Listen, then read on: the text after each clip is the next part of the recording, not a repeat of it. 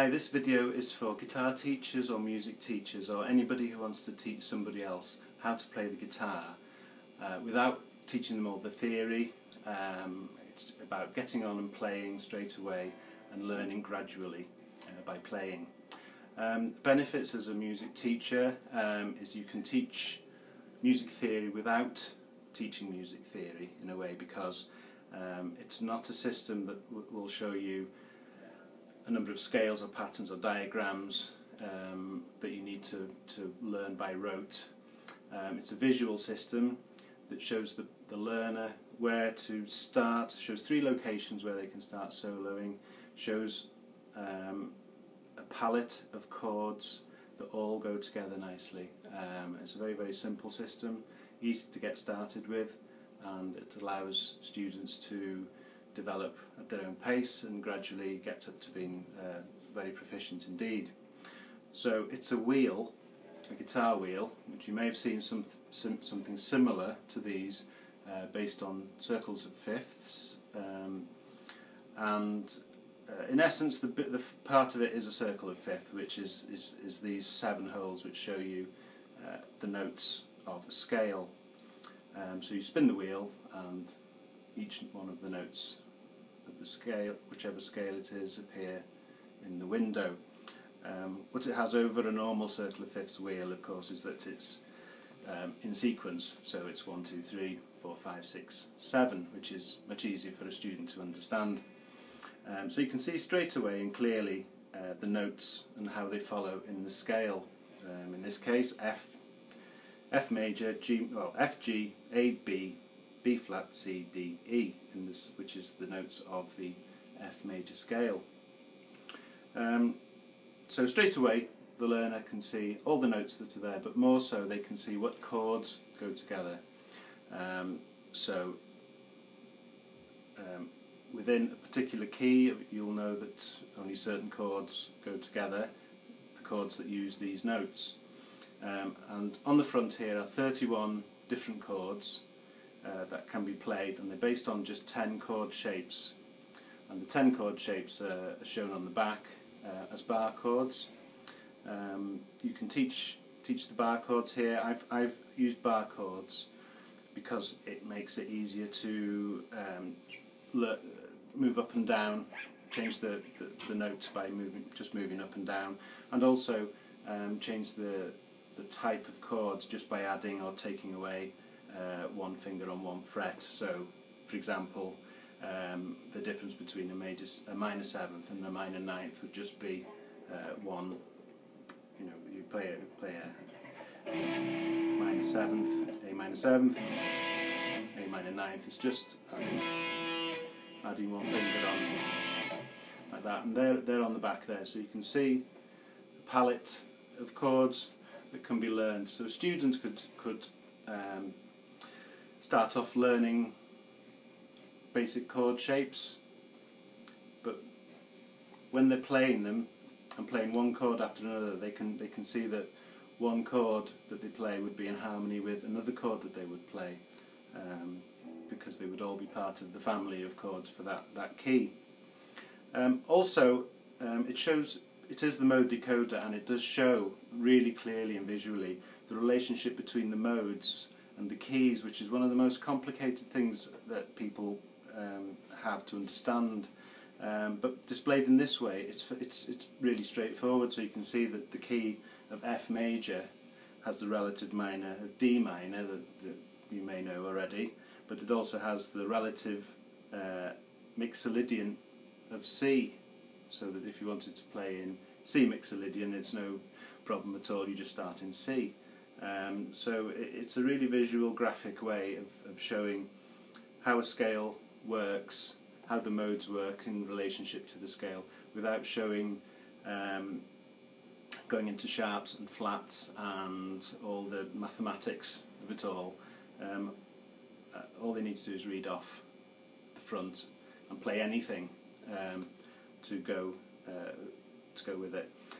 If you're teaching modes at a more advanced level, and usually modes are taught after intermediate stage, you can also use the mode decoder to just pick out chords of a particular mode. So if we're doing again C mixolydian, you can see that the mixolydian flavoured notes and chords are all marked with the blue. So the blue band here is the mixolydian root note, in this case C, and that the particular characteristic chords of C mixolydian are marked in blue.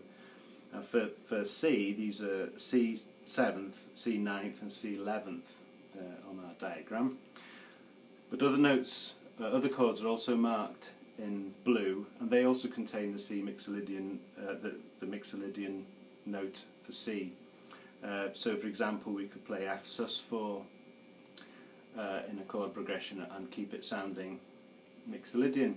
So that's again an easy visual way to be able to create a modal sound, to chop and change the the sound of a composition, and it is a really good tool for being able to compose songs. It's a very simple task for a learner to be able to use the mode decoder to write a song. You could write them in natural numbers where you have 1, 2, 3, 4, 5, 6, 7. So you'd have 1, 4, 5. In this case, F is 1, F major is 1, B flat major is 4, C major is 5. But you could easily, do 1, 1, 7, 3. And you could see what chords were available to you to be able to make a song and make quite a complicated mixture of chords, and with them all going together, because you can just because you've set the mode decoder, you know that all these chords all go together. So in fact, I'll just set it to C, which is the simplest set of notes, the simplest scale. So that's C major. So you can see how we have, well, you can play in the bar chord, play C major, D minor, E minor, F major, G major, A minor, and B half diminished. Are probably the chords that you would know familiarly for C, but you could also know that C major 7th can be used instead of C. You could use D minor 7th instead of D minor. And it just tells you instantly what it is that you can play, and then you can have the player will have confidence, the learner will have confidence that whatever they play will be in harmony. So it's just a matter of picking and choosing from the palette.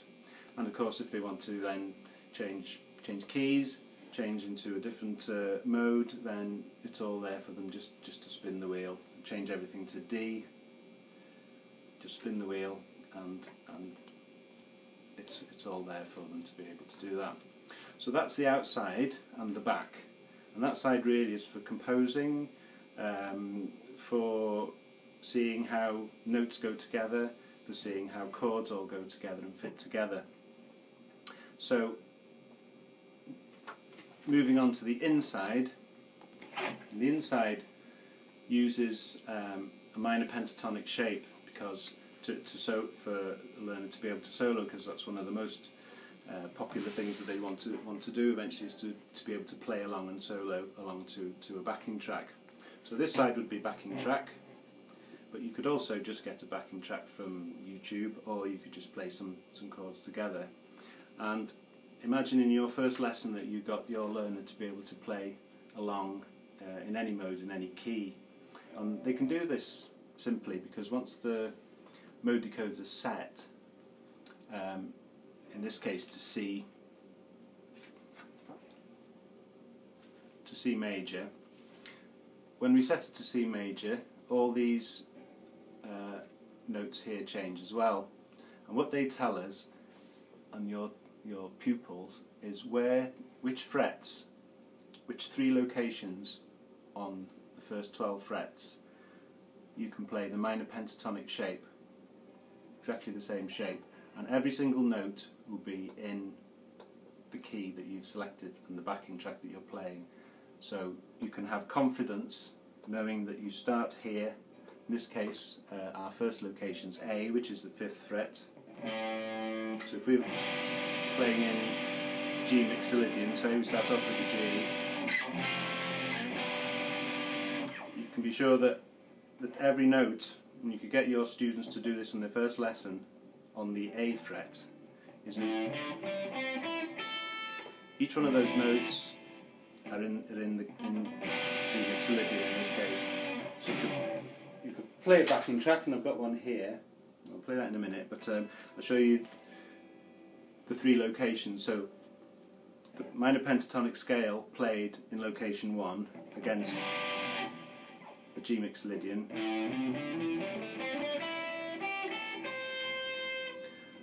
has all the notes of that scale, 5 notes of the scale. And if you start on the D, they also contain notes of the scale, slightly different ones, but all notes within that scale. And also we have the 3rd location, which is in this case an E.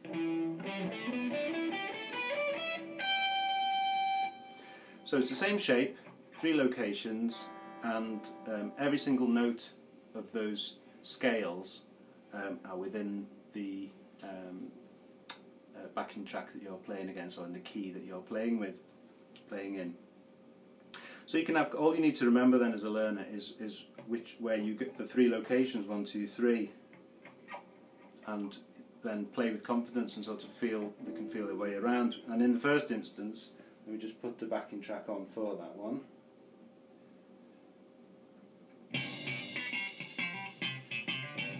Okay. So this is in G Mixolydian, and we go up to the A, and pick any notes out.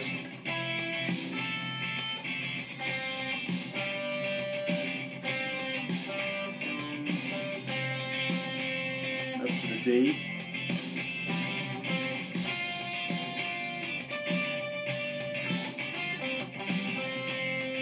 And it's not very musical at the moment, but bear in mind, if this is their first lesson, they'll be really pleased to be able to play along in key to anything.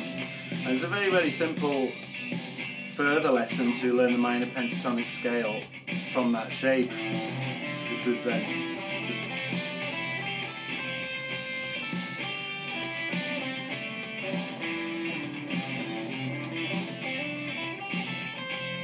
and again moving it up to the D, exactly the same shape.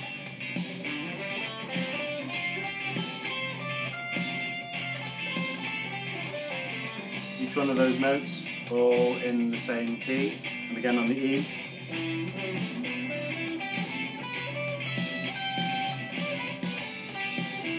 And they can just easily go up and down.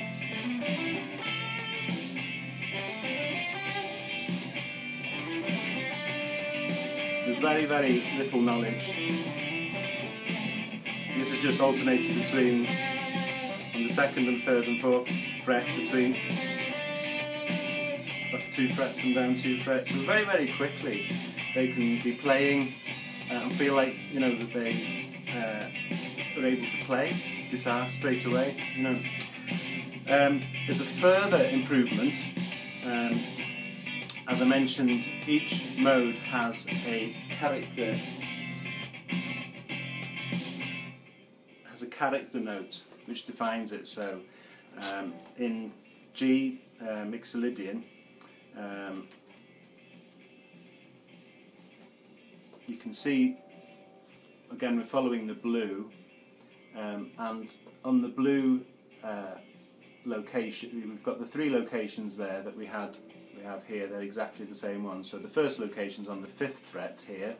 So you can see on the 5th fret the darker coloured notes is the root note, so that's our G, and then the sort of donut shaped note is the characteristic note for Mixolydian. So for example, if I'll put this back up again,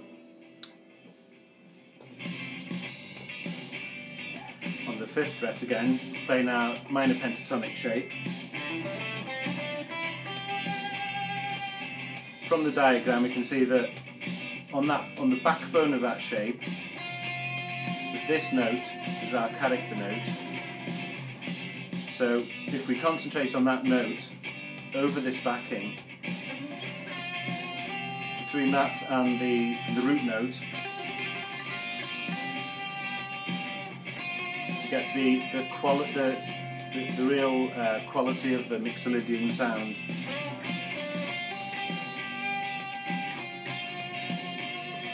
And again for the other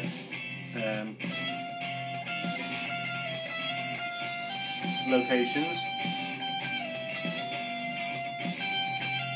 that's the root, and that's the character note. And so from a very simple premise of only knowing 3 places to go, and a backbone of the minor pentatonic shape which can be learned very easily, plus the addition of the character note locations, you know, a person can learn how to play along to anything. All they need to do is set the mode decoder to the correct key and then play away.